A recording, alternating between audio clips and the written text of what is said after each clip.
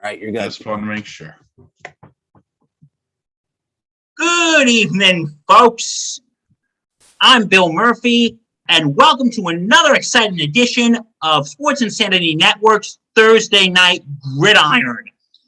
Tonight, we got a great game between the Baltimore Ravens and the Miami Dolphins, and we're going to discuss that and some NFL news. But before any of that, I got my two analysts for tonight. I have one of my right-hand men on the Sports Insanity podcast, Mr. Danny Boy Reginald. Hey, folks, how's it going? And we got him from the Face Turn, Wishbone Shotgun, and Breakaway Bandits, the one and only Mr. Mike Rifkin. What's going on, fellas? How we doing tonight, gentlemen? Living the dream. So let's get down to business. We usually just talk about the game, but we've had some news today in the NFL that I think is worth talking about. First of all, the search of where OBJ is going, it's over. It was announced about 4:30 today from Adam Schefter that Odell Beckham Jr., who was released from the Cleveland Browns last week, is going to the Los Angeles Rams. He is signed for a one-year deal. Gentlemen, thoughts? Let's start with Mr. Rifkin. Good or bad deal for the Rams? I think it's a great deal for the Rams because I think if the Rams have showed us anything for really since they acquired Matthew Stafford, they're all in on this year. They're all in. Chips are in. I mean, it's a shame they're not the Vegas team because, gambling Vegas. But they're all in on this year. But I would say I'm a little surprised because we didn't hear the Rams involved that much. We heard the Seahawks. We heard the Saints, which never made sense to me unless Jameis Winston had stayed healthy. The Chiefs and the Packers, even New England. But the Rams come from out of left field. They nail this, and now you've got a receiving trio of Cooper Kupp, who is at the top of the league in receiving yards, Robert Woods, who might be the most unheralded number 2 receiver in football, and you add this guy. You defenses are going to have a hard time slowing down this already really good offense. But do you think he's just going to be like, now, after hearing what you're saying, I was thinking, okay, he's just going to be the third receiver. But now this gives the Los Angeles Rams more options, and this could give the defense a splitting headache. Dan, over to you. What it's going to do. Go on. Sorry to cut you off. The one thing it's going to do, it's going to do the same thing Antonio Brown going to the Bucs did. It just gives you another option out there on who to decide. So Brown, Godwin's, Evans versus Kupp, Beckham, Woods. That's a 6-man tag team match that I think a lot of people are looking forward to seeing. Greg, what do you think? I mean, for sure, this is a big deal for LA. Obviously, they didn't really need the help, but the fact that they're getting more reinforcements is pretty cool. They're going to be a dangerous team, and no excuses here for the Rams. They have to win the Super Bowl. You can't tell me that you're going to go all in. Pick up Von Miller from the trade deadline and then get OBJ in free agency. Like, I'm sorry, like you're at this point. You are now a Super Bowl contender. You're going to be favorites to win. So there's really no excuse here for the Rams. And that's on their side of things. That's for Odell Beckham on his side. It's good for him because he finally gets to go to someplace where he wanted to go. Keep in mind, the Giants picked him. Did he really want to be in New York? He was traded to Cleveland. Did he really want to go to Cleveland?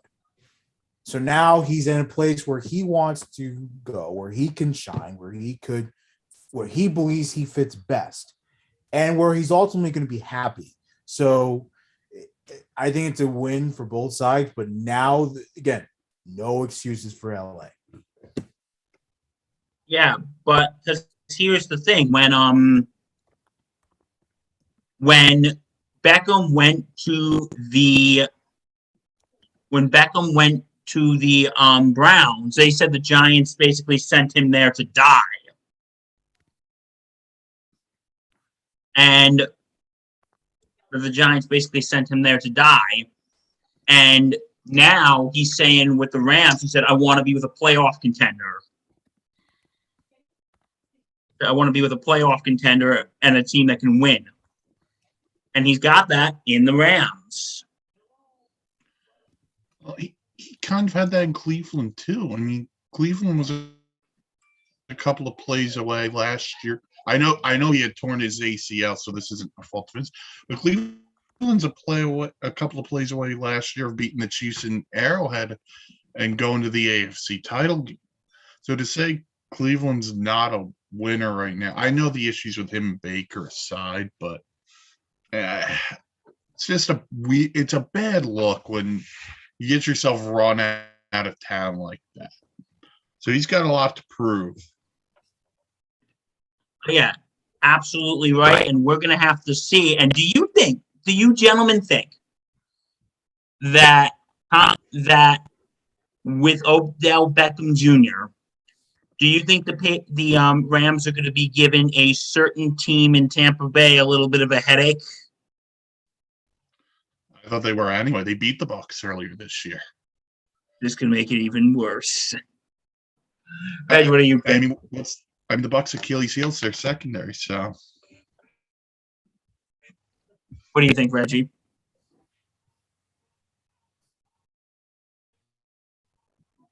Reg? He's thinking.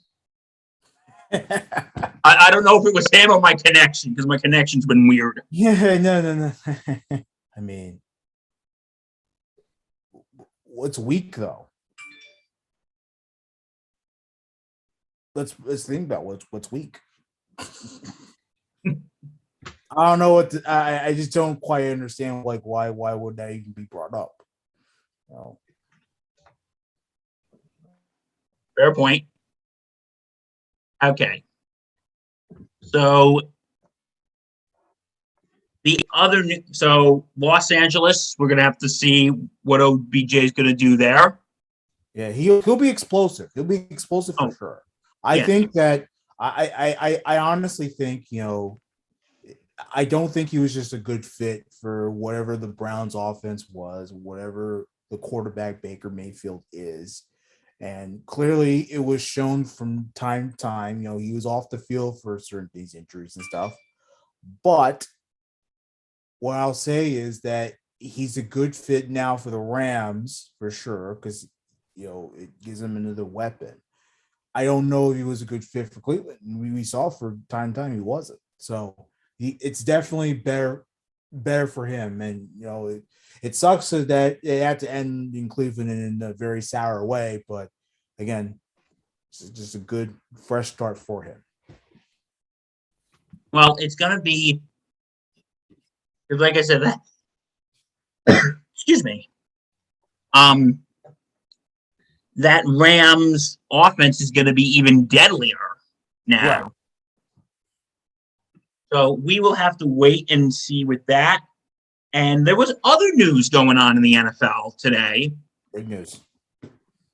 Cam Newton is coming back to Carolina. Yeah. And I didn't say, I wanted to say this on the podcast.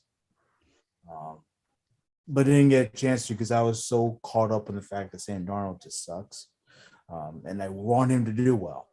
But it's coming right now. I'm just coming around to the fact that, I don't think Darnold's going to be as good as advertised. And this injury, quote unquote injury, is just proving that point. And you saw how quickly the Panthers had the opportunity to talk to Cam Newton and get a deal signed. It's over for Darnold. And Cam Newton is back. So I know it's just a wait, it's just a see how you do deal type of thing. Let's see how it goes. I don't think Cam Newton's leaving Carolina after this season. I think he's staying for the long term, and he's going to retire as a Panther. So do you think it's now time for the Panthers to show Mr. Darnold the door? No, because he's still under contract. To keep him as backup? Well, yeah, because if he's not going to do well as a starter, you have to. If Sam Darnold's going to be good in this league, if he's going to show that he can play in this league, which he has shown before, just because he's having a bad season this year doesn't mean he hasn't shown what he can do in this league. He has. So yeah, keep him as a backup. Don't just give up on Darnold. That's just silly, especially since you signed him to that contract. Or so he was traded, but you know what I mean. He's under contract. They picked up the 5th-year option. Exactly. That's what I meant. That's what I meant. Thank you, Rifkin. No problem. He's there at least for next year. Yeah. Here's the thing. And we heard this during the offseason. We heard it kind of during the trade deadline. They were still in on Deshaun Watson until the end. Whether they re-explore that or not, I don't know. Maybe they're a team that gets in on Aaron Rodgers. Maybe they're a team that talks about Russell Wilson. Sam Darnold could go somewhere else to one of those other teams and be given another chance. So I'm not going to say this is the end of Darnold. I wonder about Cam here because we saw how it ended in New England, and he had his moments last year where he was really good, and he had his moments where he wasn't that good. Yeah, but that was COVID. This is an opportunity for him to go back to where it all began. And I'm not saying this is, but he could really cap off his career in Carolina. Have that moment of, I want to say zen, but it's not really a moment of zen, but it's a moment of clarity. He'll forever be a Panther. Eventually, he's going to get his number retired, whether it's the Ring of Honor, whatever they want to call it there. He'll always be remembered as a Panther. So this is an opportunity for him to show everyone around the league, the Panthers included, that he still has something left in his tank. So now he's got something to prove in Carolina again. So he's probably, because we all know he was showed up from that kid from the NFL Let's Play commercial all those years ago. That was Mac Jones as a child. I think it was Mac Jones.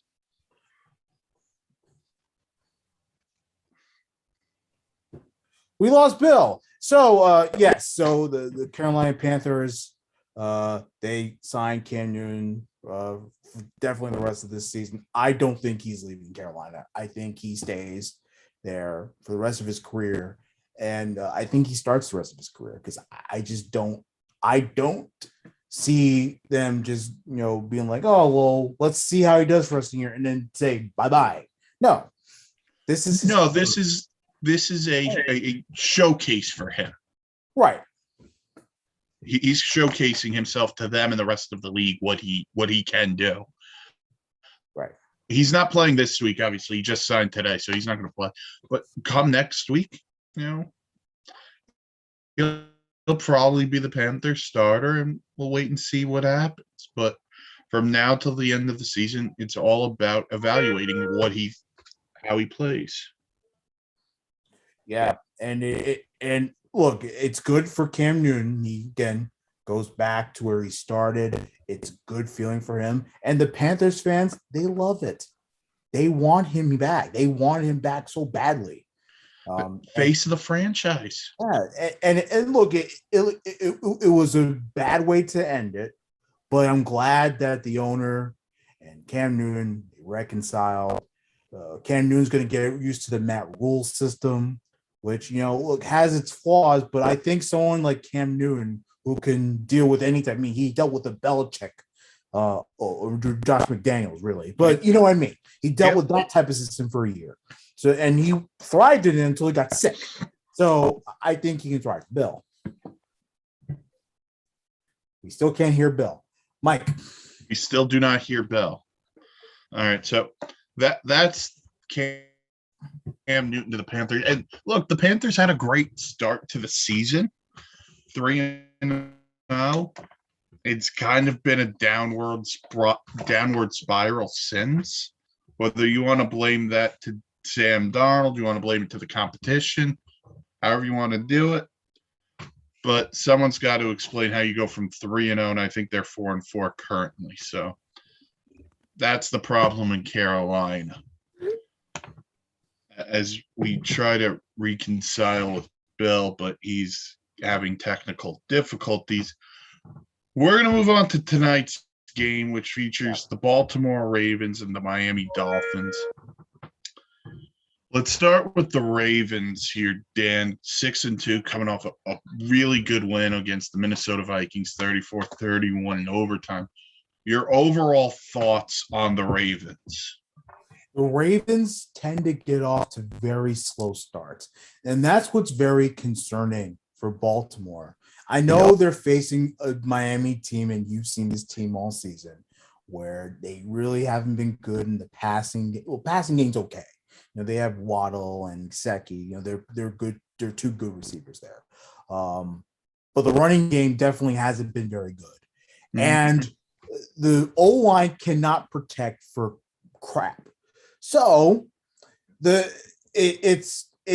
may have an advantage there, but the Ravens, for whatever reason, I don't know what it is. I don't know if it's the quarterback, you know, trying to do too much. I don't know if it's the fact that they just can't get it going, but they get off to really slow starts.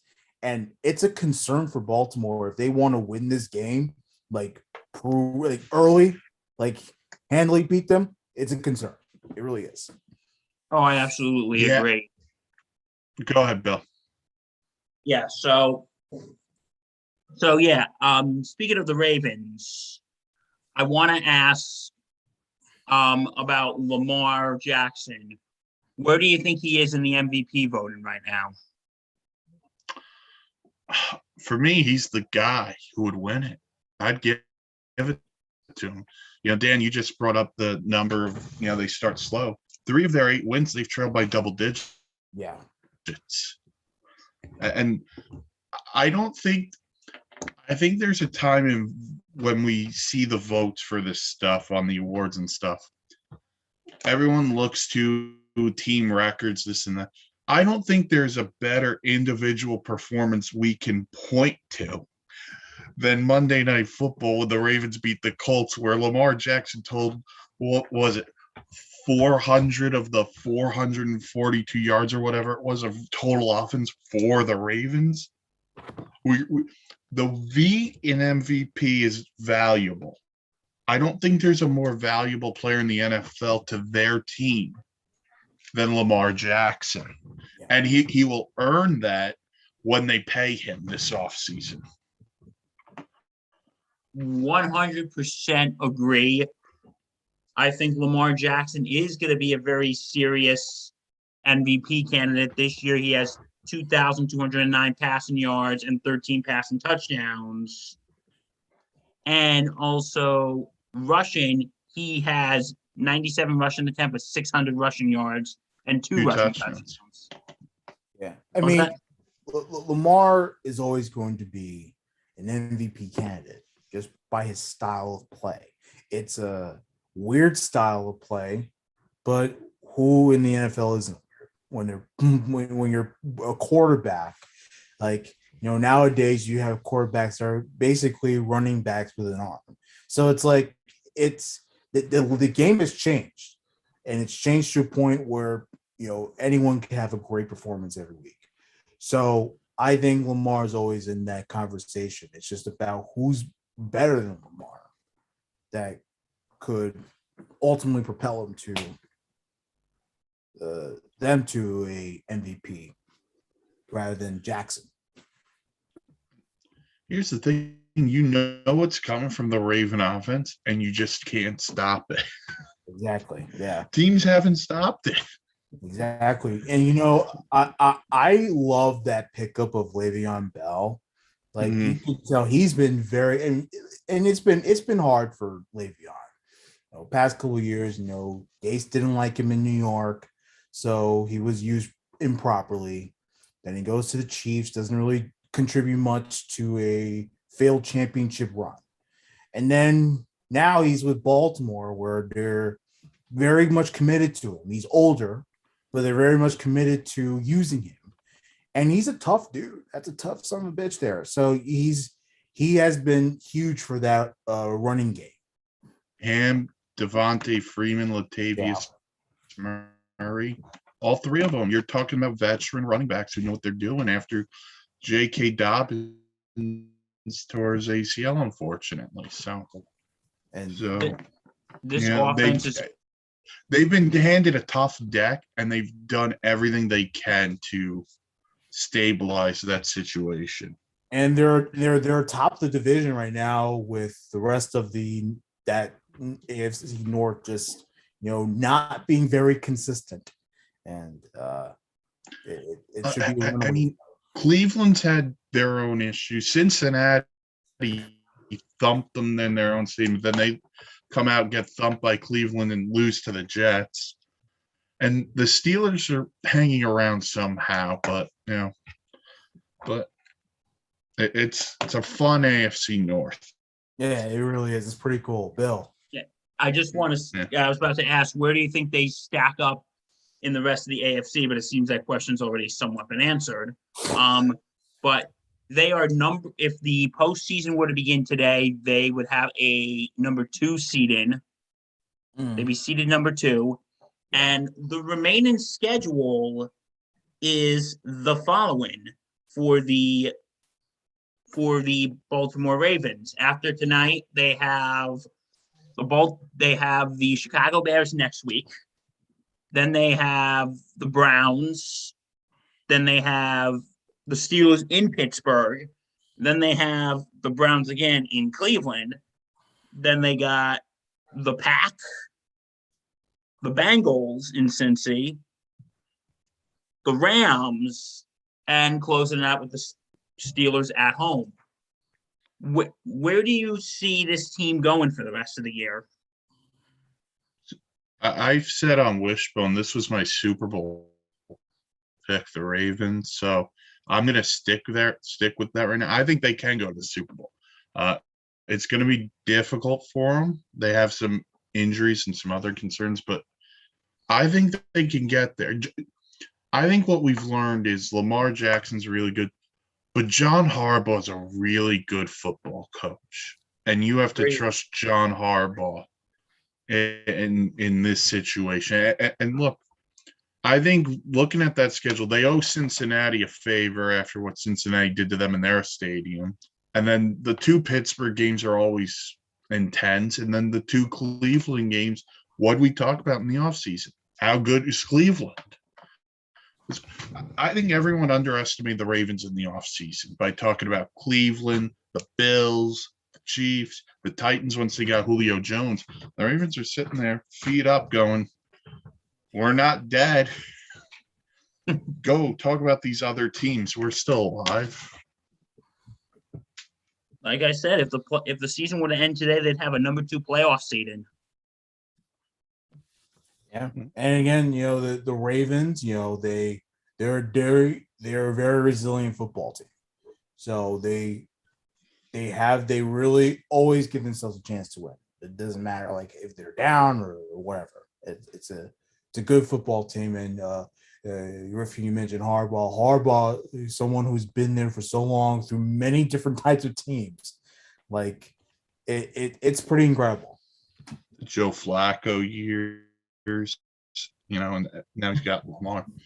I think my favorite thing about Harbaugh is he kind of lets the players decide what they want to do. Because I'll never forget the Chiefs game, that week 2 Sunday night game, 4th and I don't remember if it was 1 or 2 to close out the game. And John Harbaugh points to Lamar, you want to go? Do you want to go? And they're like, yeah, we're going to go. Zone read, and Lamar gets the first down to ice that game. So this team fights for John Harbaugh. Absolutely. This team is a force to be reckoned with. And now we got to switch gears. Rifkin, my dear friend. I'm sorry, we got to talk about the Miami Dolphins. You're a Giants fan. They're not much better. I know. I have to when I have teams that are worse than mine, I have to relish in slight joy. It's the only thing that's keeping me sane. Slight joy, Rifkin. Let me have a little bit of slight joy, okay? No. Oh God. I'm surprised you haven't smacked me yet. But anyway, I'm gonna, since you're our resident Dolphin fan, Rifkin, I need to ask you, why has 2021 been such a disaster? I think a couple of things. I think one, the defense, which last year was near the top of the league. I mean, this year they're -5 in turnover ratio. Last year they were +9. They couldn't stop the run. They can't stop the run to save their lives. Offensively, they don't have. They have two players on offense who have talent, in Mike Gesicki and Jalen Waddle. Gesicki's doing a new contract this offseason. The offensive line flat out sucks. It couldn't protect anyone, let alone, and I think there's a growing belief amongst Dolphin fans who I know and, who I, see on social media that the problems, they went through this scenario of they're going to go through these draft picks and this is how it's going to go. They haven't worked. And you cannot sit there week in, week out, Brian Flores and Chris Greer, and tell us Tua Tagovailoa is your guy, when it's blatantly obvious you're still flirting with the efforts of trying to acquire Deshaun Watson. So they don't believe in the quarterback that they took at number 5. Other picks have not worked. The defense has taken a step back. That's why they are sinking. That's why, no, not sinking. That's why the Dolphins are drowning right now. That is why. The Dolphins can't even swim, Mike? No. Like you, they need those things on their arms so you could doggy paddle and keep yourself life up. Preservers. Yeah, those. Reg, since the Dolphins are one of the few teams who are doing worse than the Jets, do you agree or disagree with the statement that Mike Rifkin made? 100% agree with everything. I mean, just the fact that you have a quarterback that can't stay on the field, you have wide receivers that can't stay on the field, you're constantly in the news about trading for Deshaun, and you saw how that whole thing was pretty much botched up. And then, this whole season to me has just really been a huge distraction. And then it doesn't help that the Dolphins aren't producing anything on the field. I talked about production, from the offense, the defense, every aspect of football in Miami just blows. And it's on everyone. It's on the front office. It's on the coach. It's on the quarterback that's playing. I don't like Jacoby Brissett. He's a terrible fit for that team, and this team stinks. And then for Miami to have pretty much two good luck charms, really one in Waddle. That's my only one. That's like the one that's really getting Waddle and Gesicki. That's it on offense. Yeah, and that's it. But nothing else about this team scares me. Nothing else about this Yeah. team scares me. Offensively, they can't protect anyone. They can't run the football Yeah. to save their lives. Miles Gaskin's name is Miles, and he can't even run for a mile. You know, they couldn't No. run the ball to save their damn life. And the lack of readiness by this team is on the coach. And I like Flores, but it's on the coach. Yep. And you can't, and look, you can give him another year, but the front office has to come up with a better team. Otherwise, this whole thing needs to be blown up. Because when are the Dolphins going to get ready to play real competitive football? Like, you know, Miami has a pretty darn good fan base. You know, they're not all in Florida, but they're a pretty darn good fan base. They expect to win. Their Like, fan base are not a bunch of Florida men. Exactly. How many more disappointing years are we going to see out of Miami? You can change the coach, you can change the quarterback, you can change this, change that, and it's not going to work. I'm with you. If they're going to give Flores another year, to me, that's a foregone conclusion. What about Breyer? Greer. Sorry, I mispronounced his name. No, it's okay. I think personally, I think a lot of his long-term success depends on what he does next off. If he gets Deshaun Watson, he's gonna, probably get to see some of that through. But it's got to be next season has to be playoffs or bust for this team that should have been a playoff team last year. You didn't show up week 17 against the Buffalo Bills, and then this year you beat New England week 1. Everyone feels good, and then you're flat until you play the dismal Houston Texans, who actually could have won that game if Tyrod Taylor played good football. So my big thing is they need a real offensive coordinator. They have 3 guys who call plays currently, and they all suck. There's nothing special about this offense. There's nothing special about this team. Give the fan base a reason to believe. A lot of people thought that was Tua Tagovailoa. I still kind of do, but if the front office doesn't believe in him, why should I as a fan? Yeah, well, I mean, and I kind of feel bad for Tua because he hasn't really played much all of this season. I mean, he hasn't played poorly. And when he does play, when he does play, he's a superstar, and the poor thing has a fractured finger. Like, you can't throw the ball. I just feel horrible for him. The thing is, Dan, we didn't hear about this finger until Sunday. That's another thing. So I didn't know he was a game time decision till Sunday, and then I get the news while we're doing Sunday, the Sunday show. Yeah, and supposedly the Sunday sideline report, and I'm like, Tua's out. Up. He's a backup. Like, come on, like if he's ready to play, why is he on the bench? Exactly, because they straight up they do not believe in him. I mean, his numbers aren't bad. 65.6 completion percentage for 1,000 yards, 7 touchdowns, 5 picks. He is not flashy, but he gets the job done. And I think the flash is what bothers them because they have to deal with Josh Allen twice a year. Mac Jones is playing very well in New England. Zach Wilson's made some plays for the Jets, and, there's Tua.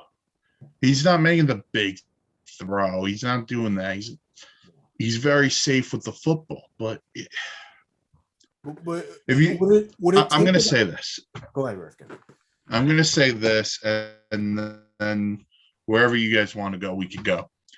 If you do not believe in Tua Tagovailoa, and your main objection is to upgrade at quarterback next year, whether it's Deshaun Watson or someone else, do it because Tua Tagovailoa can't be in training camp next year because you don't believe in him.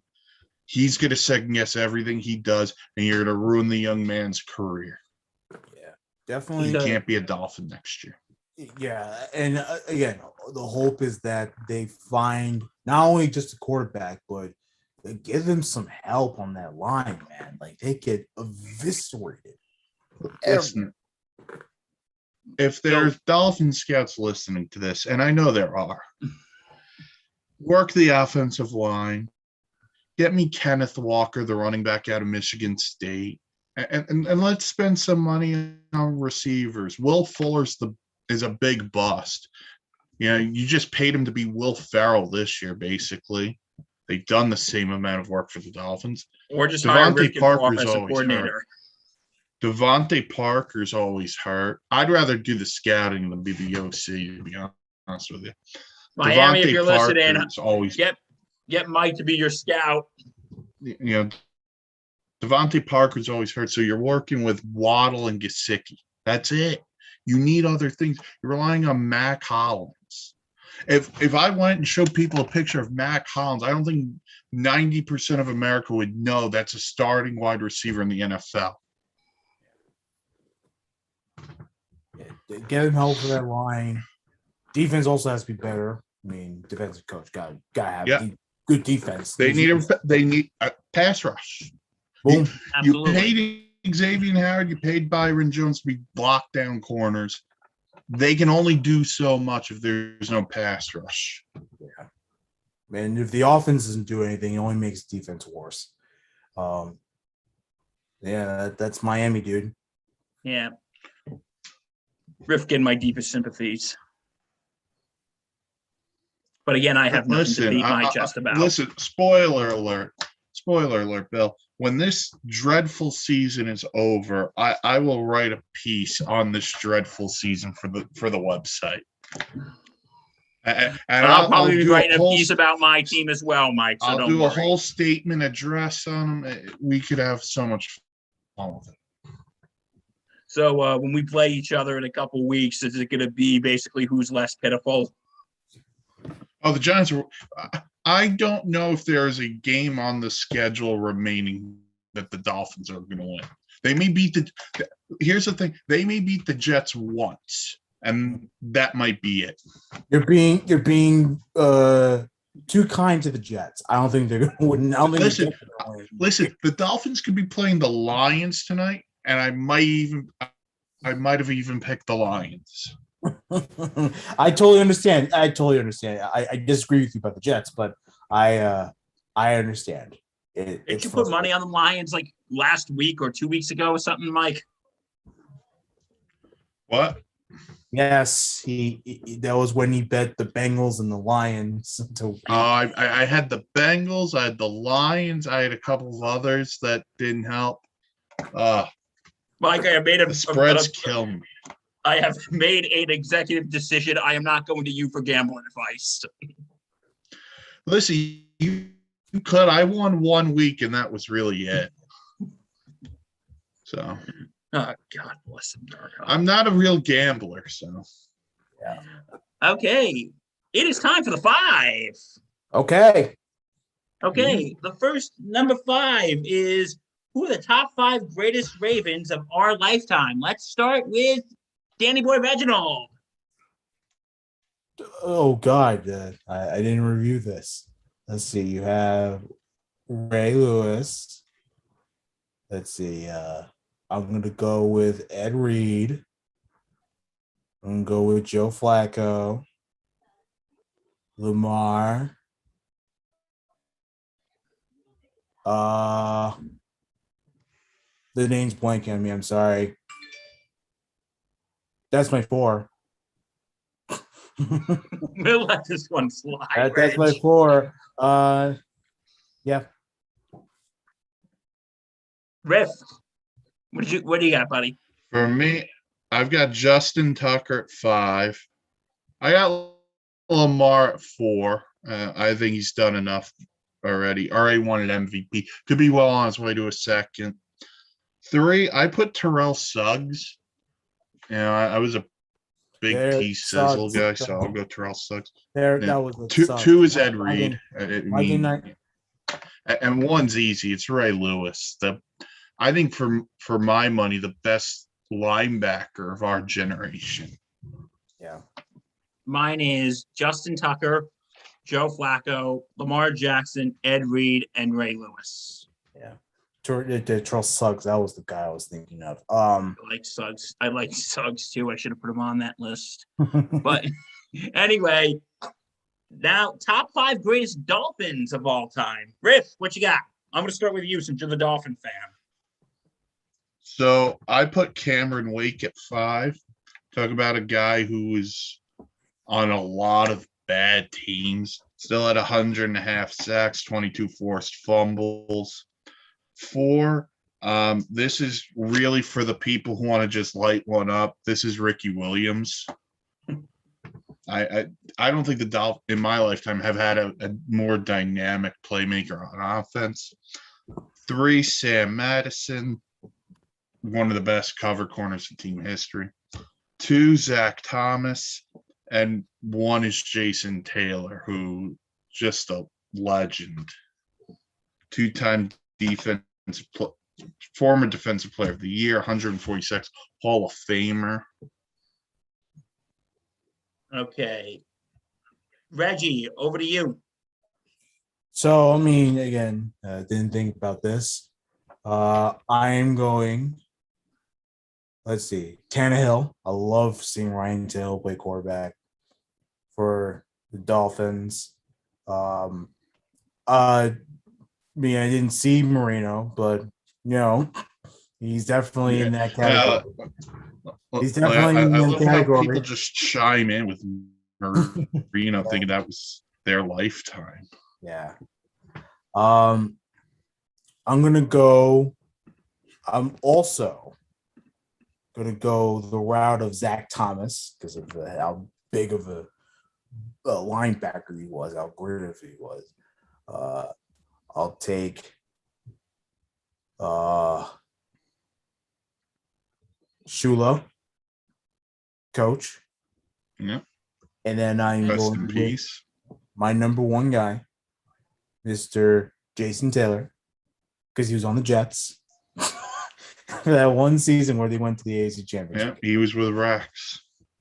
Yeah, he was a very dynamic player. I mean, he ended up going back to the Dolphins because that's where he belongs, truly. Yep. But that's just me. Okay. Mine is the following. I am going with. Okay. I'm going with Tim Bowens, Patrick Surtain, Zach Thomas, Cameron Wake, and Ricky Williams. What about Ronnie Brown on this list too? Founder of the Wildcat. And now, I think this is a tough one. I'm going to start with Danny Boy Reg on this. Who are your top 5 MVP candidates so far?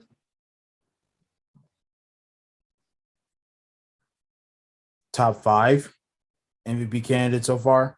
I mean, they're all quarterbacks, in my honest opinion. It's all right. I've got all quarterbacks too. Let's see, Joe Burrow, Aaron Rodgers. Despite his whole COVID thing, he's still been spectacular all season. Stafford, Kyler Murray, and Josh Allen. Okay. Rifkin.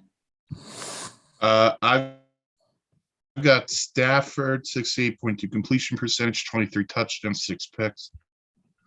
I put Justin Herbert at 4, especially after the game he played against Philly Sunday.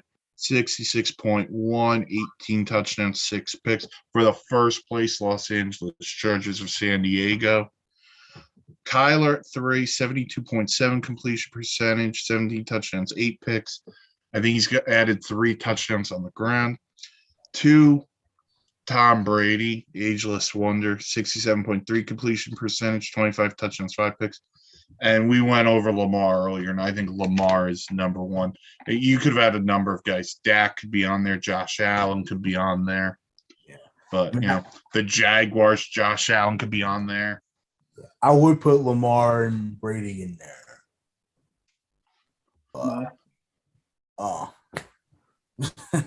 Brady's doing like these errant throws lately. Like it's unlike him. Okay. Mine is I'm gonna I'm gonna say this. If Derrick Henry did not get hurt and is out for the season, he would have been on this list hands down. Yes, he would have been on the list. Oh, he would have been on my list hands down. Okay, we'll start with a defense player. We're gonna go with, and I hate to say this as a Giant fan because he's with the Cowboys, Trayvon Diggs, who has an NFL record of 15 interceptions. My number 4 is going to be Mr. Kyler Murray, second highest rated passer in the NFL. Gonna go with, excuse me, guys. I'm sort of making this stuff as I go along. I'm gonna go with Dak. Actually, no, let's go with Josh Allen. I'm going with Josh Allen, who is freaking fantastic, even though after he sacked himself last week. My number 2 is Lamar Jackson. And my number 1, I hate to say it. I really don't want to say it. But I have to. Tom Brady. He's been setting records this year, such as passing Drew Brees' record and hitting 600 touchdowns. I think he's a very strong contender. Oh, God, that hurt to say. It really did. You're going to have to go to confession after this one. I might have to. Father Pat, be ready for me, please. And also, I'm friends with Mike Rifkin. I don't know how many penances that is. Okay, guys. Well, that is our show for this week. I'd like to thank these two fine gentlemen. I'd like to thank Danny Boy Reginald and Mike Rifkin for joining me today. If you want to see more of this content, and why wouldn't you, go to www.thesportsinsanitynetwork.com. Check out the blogs, check out our backgrounds, and also check out all the podcasts that are available, such as Sports Insanity Podcast, Shotgun Wishbone, Base Turn, Breakaway Bandits, The Throwdown. Wishbone Shotgun. Wishbone Shotgun. Thank you. Am I missing anything else, Reg, on that list? No, just check out our blog, check out, all the rest of our content. Check us out on all podcast platforms, and also follow us on social media, Facebook, Instagram, Twitter, and here on YouTube. Like, comment, subscribe, and hit that bell to get daily notifications. All right, guys, that is it for today. I'm Bill Murphy. We will see you next week. Stay safe. Take care.